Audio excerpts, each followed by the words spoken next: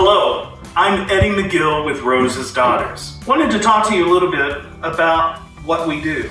We've been doing packing and unpacking for almost 20 years. So we have a good knowledge of what we're doing. And that's important because so many times people might just throw stuff in boxes. We don't do that. We pack in a way for efficiency and for knowledge of the unpack. So we're taking that unpack into consideration when we're packing, and we pack a box in a certain way that lets us know how it needs to be unpacked. Like that office we packed, the stuff that was in the right drawer is marked, so we know where it goes at the new home.